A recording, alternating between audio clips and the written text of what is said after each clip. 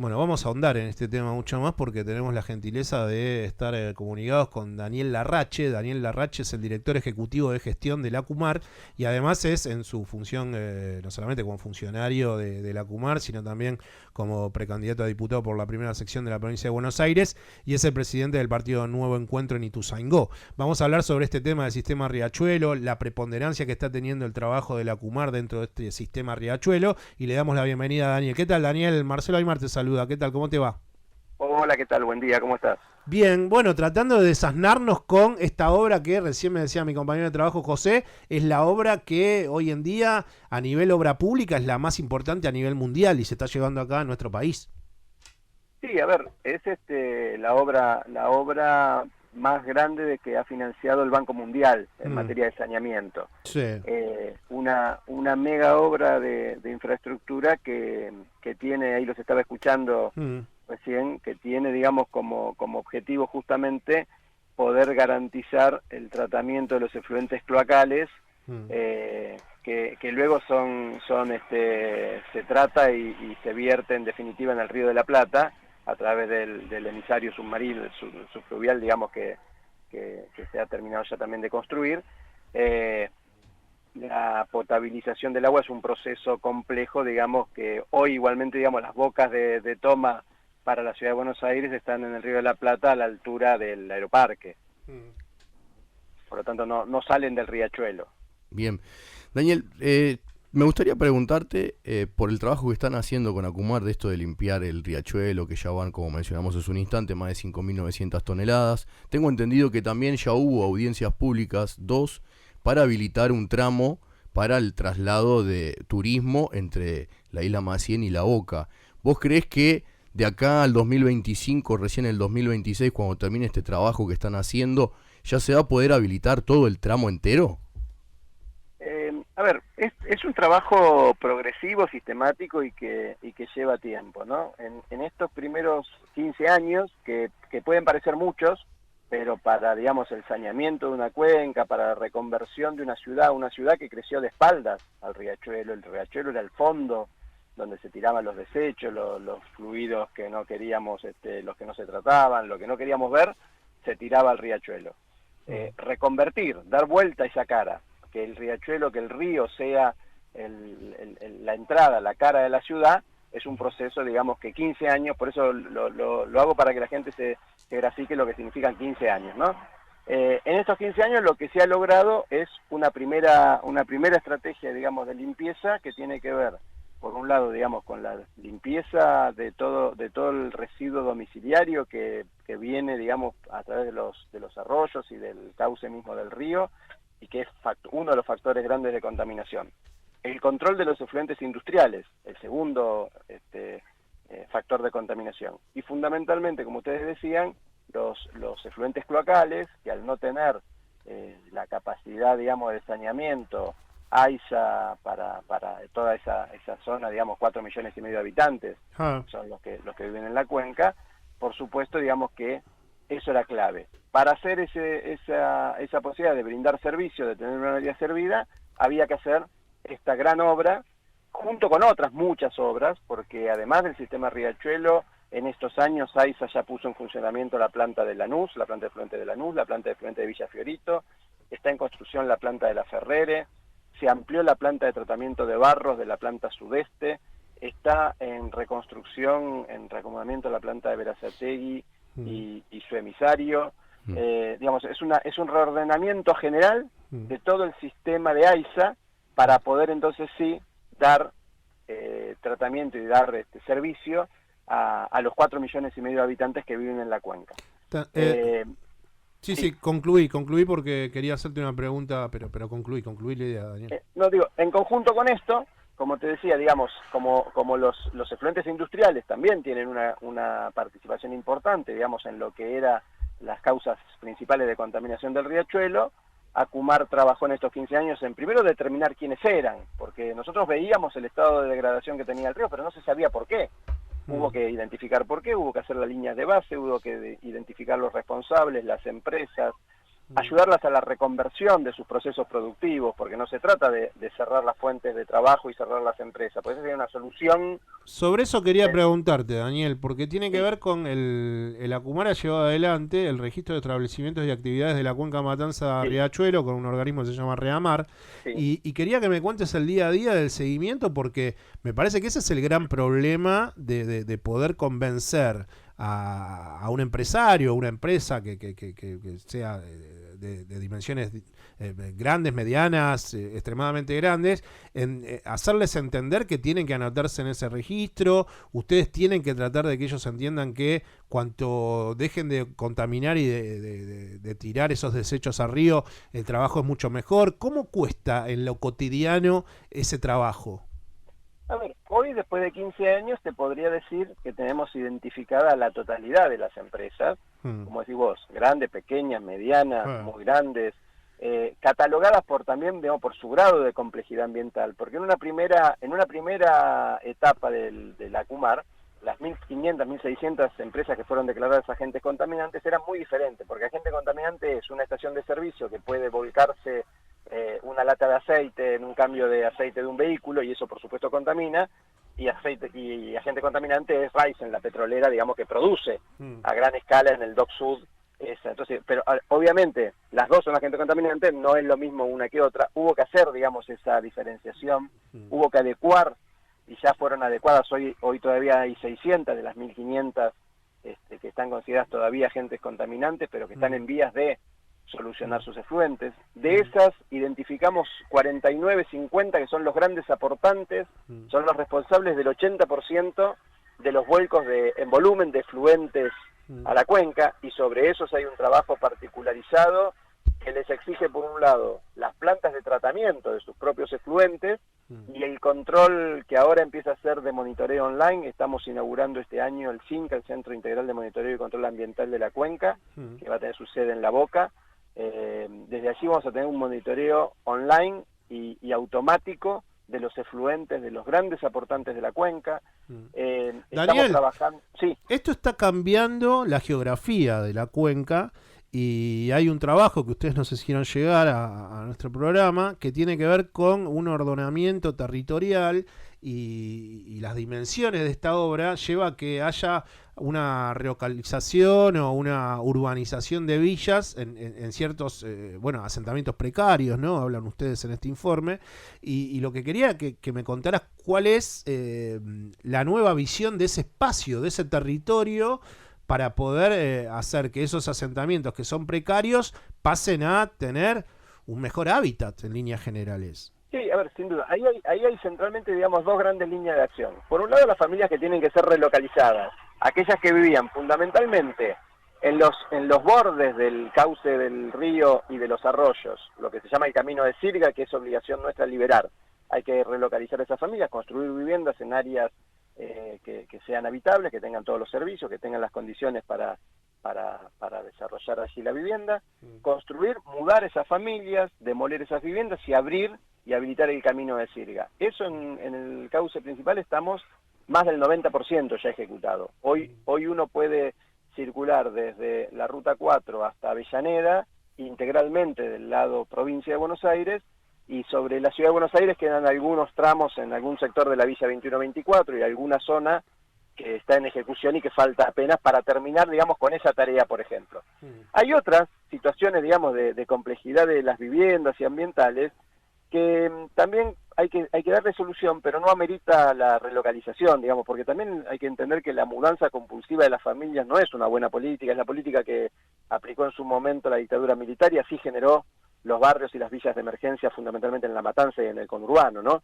Entonces, urbanizar esos barrios, estamos trabajando fuertemente como emblemático en el barrio de Villa Inflamable, que es donde además empezó la causa Mendoza. Sí. La causa Mendoza es la que le decimos a la audiencia, tiene que ver con la Corte Suprema y el pedido de saneamiento de Riachuelo. Exacto, es el fallo, la orden de la Corte Suprema que le indicó a ACUMAR sanear el Riachuelo. Es el barrio de Villa Inflamable. Lo que nosotros estamos ahora trabajando es en el saneamiento y la reconstrucción del barrio para que las familias vivan en condiciones dignas en su propio barrio. Eso es una primera gran obra de infraestructura que tiene que ver con el saneamiento hidráulico, que no se inunde, que esas lagunas que que tienen, digamos, ahí que quedan con agua estancada, las vamos a totalmente a cerrar y a cegar. Ese barrio vamos a garantizar, digamos, que no se inunde. A partir de allí se pueden abrir las calles, trazar las manzanas, construir vivienda, darle agua y cloaca y conectividad.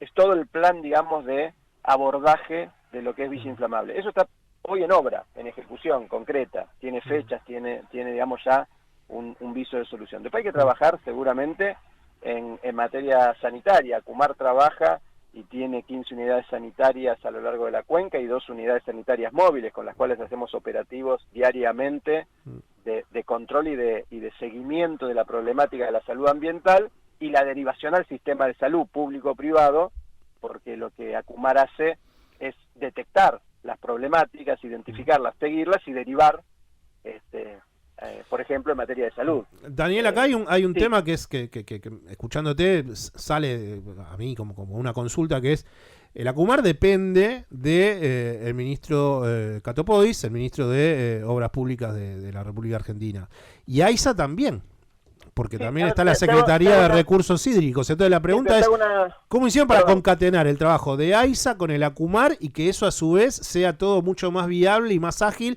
desde el Ministerio de Obras Públicas que lleva adelante Gabriel Catopodis? Sí, a ver, te hago una observación.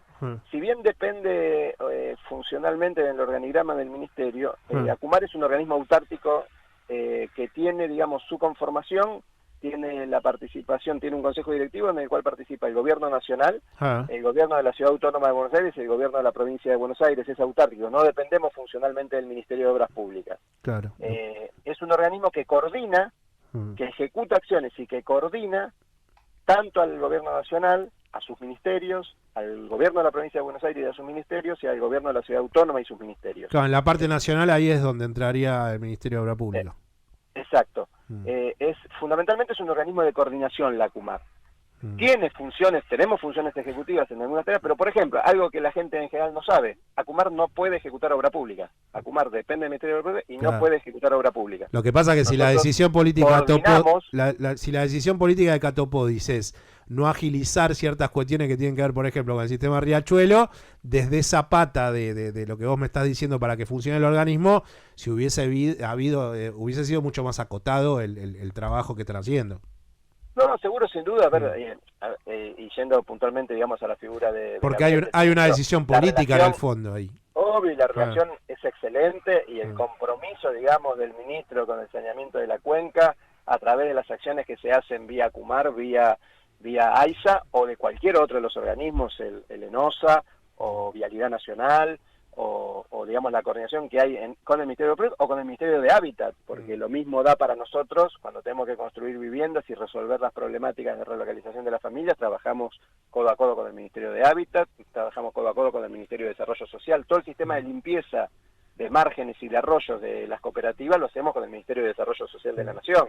Todo el trabajo de vivienda lo hacemos con el Ministerio de Hábitat y de Vivienda. Todo el trabajo más político de ambiente lo hacemos con el Ministerio de Ambiente de la Nación. Todo lo que es obra pública con el de Obra Pública. Hay cosas de transporte que gestionamos con el Ministerio de Transporte, digamos, con el Ministerio de Salud. Hemos trabajado codo a codo en lo que ha sido la pandemia, con una articulación fundamental entre la capacidad, digamos, de abordaje territorial que tiene la Acumar, el Ministerio de Salud de la Nación, el Ministerio de Salud de la provincia y de la ciudad. Es un organismo que interactúa con todos los actores, que busca, digamos, coordinar las acciones de todos los actores en el territorio, porque además intervenimos en un territorio que es Ciudad Autónoma y Provincia de Buenos Aires, pero donde hay además 14 municipios y tenemos que trabajar con los 14 intendentes e intendentas. Hay que trabajar, nosotros tenemos que llegar a la capilaridad de cada barrio de estos 14 municipios. Por lo tanto, es una tarea, digamos, muy interesante en términos de coordinación y de gestión. Daniel, la última pregunta tiene que ver con algo político. Nosotros hace un par de semanas hablamos con Natalia Peluso, que es la persona que desde el movimiento Evita le han dado la oportunidad de participar en la PASO con Pablo Descalzo en Ituzaingó. Sí. Y la pregunta la hago porque sos el presidente de Nuevo Encuentro en Ituzaingó y quería que me dieras tu mirada sobre esto que sucedió en el municipio, de poder ir una interna los partidarios de Descalzo y el movimiento Evita con Natalia Peluso. ¿Cómo se para Nuevo Encuentro hacia eso y cuál es el trabajo que están haciendo a nivel provincial? Ya todo Unión por la Patria, en tanto el trabajo de poder reelegir a Axel Kicillof como gobernador de la provincia de Buenos Aires. En primer lugar, valorar y respetar, digamos, a aquellos compañeros de distintos espacios que entienden que en cada uno de los lugares donde nos toca y les toca actuar, consideran que hay algo para aportar y la paso y la posibilidad, digamos, de ir a una elección interna es bienvenida. En el caso puntual de Ituzaingó, donde yo soy concejal, tengo mandato hasta ahora el 10 de diciembre, nosotros no consideramos que en esta oportunidad era necesario en el distrito hacer una paso porque llegábamos a un acuerdo distrital que tiene que ver también con el orden, digamos, y con la vocación de construir una lista única de Unión por la Patria que nos permita enfrentar los desafíos que tenemos, por un lado gobernar y mejorar, digamos, la situación de nuestra gente y seguir trabajando en eso, y por otro lado un desafío electoral donde hay un mensaje de la derecha, un mensaje de Juntos por el Cambio, de Cambiemos, que realmente para nosotros es muy preocupante porque vienen a proponer un país totalmente diferente a que nosotros creemos que hay que seguir construyendo, con todas las dificultades que somos conscientes y nos hacemos cargo, pero entendemos que esa propuesta es volver para atrás, es volver ya al fracaso de la Argentina, es volver a las políticas que, lejos de ordenar los problemas de la Argentina, me parece que va a ser muy, muy conflictivo, porque la propuesta de llevarnos a latigazos, porque esto es todo o nada, lo que dice Patricia Burri, lo que dice Larreta, lo que todo hace nada, Morales todo o nada. Claro, lo que hace Morales en Jujuy. La verdad que los que no nos resignamos a que ese sea el orden establecido, evidentemente no va a ser un país normal. Entonces nosotros creemos que el país normal es el país donde se permite, digamos, el ejercicio de la democracia, el ejercicio democrático, la disputa política. Por eso digo lo de Natalia en Ituzaingó, si los compañeros de Levita consideraron que tenían algo para aportar y que la forma de hacerlo, que en este caso es con lista corta distrital, ¿no? Porque también, nosotros también, de hecho yo he sido en algún momento candidato a intendente y he ido a elecciones internas por dentro y por fuera contra Alberto Descalzo en otras oportunidades. En estas últimas instancias donde estamos reconstruyendo el espacio nacional y popular, donde estamos reconstruyendo con sus distintas variantes, el Frente de Todos, Unidad Ciudadana, Unión por la Patria, estamos buscándole la vuelta para poder construir una propuesta política que tiene su centro en el peronismo, pero que no excluye a otras fuerzas, a otros sectores que creemos, digamos, en lo que es un proyecto nacional y popular, y en definitiva, como dice nuestra conductora, digamos, pues nosotros también dentro de ese mundo nos enrolamos, nos sentimos, digamos, contenidos y conducidos por la conducción de Cristina. En ese mundo nosotros entendíamos que en esta elección tenemos que hacer nuestros mayores esfuerzos y poner el cuerpo a la construcción colectiva. Entonces vamos con la candidatura de Sergio Massa a presidente, vamos con la candidatura de Axel Kicillof, y en el caso de Ituzaingó con la de Pablo Descalzo. Respetamos y valoramos que haya otros compañeros que creen que tienen algo para aportar y para sumar, y después de las PASO, todos juntos, para construir, como decía usted, el triunfo contundente de Axel en la provincia, el triunfo de Sergio en la nación. Daniel, me parece que quedan 3 semanas, el trabajo es arduo y te mando un abrazo, buen fin de semana, gracias por explicarnos más detenidamente este trabajo que nosotros vinimos realizando durante la semana y haber tenido la posibilidad de hablar con vos para que nos expliques más sobre esta obra tan importante que es el sistema Riachuelo y lo que aporte la ACUMAR para que eso se realice prontamente. La verdad que agradecido, te mando un abrazo y buen fin de semana. Gracias a ustedes y a disposición para cuando lo crean necesario. Gracias, Daniel. Chau, chau. Quien está hablando con nosotros era Daniel Larrache, quien es el director ejecutivo de gestión de la ACUMAR. Además es precandidato a diputado por la primera sección en la provincia de Buenos Aires, es el norte de la provincia de Buenos Aires, y es el presidente de Nuevo Encuentro en el municipio de Ituzaingó.